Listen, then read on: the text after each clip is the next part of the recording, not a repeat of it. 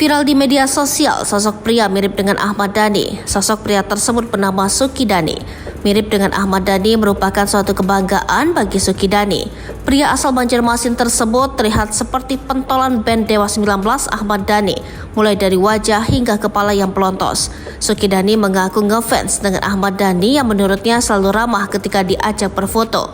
Kembar dengan Ahmad Dhani, pria ini bikin netizen gempar usai bertemu dengan suami Mulan Jamila. Netizen syok lantaran keduanya sulit dibedakan. Lantas bagaimana potret keduanya?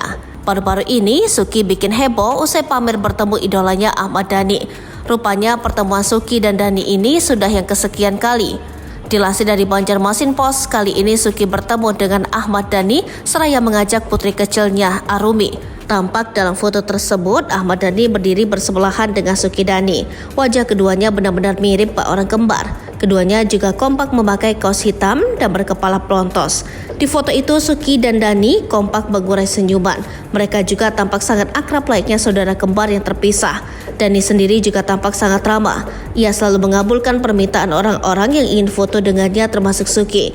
Bahkan sikap baik Dhani itu sampai membuat Suki kagum tak karuan. Pasalnya Dhani tetap tersenyum ramah dan menuruti permintaan fans meski sedang sibuk.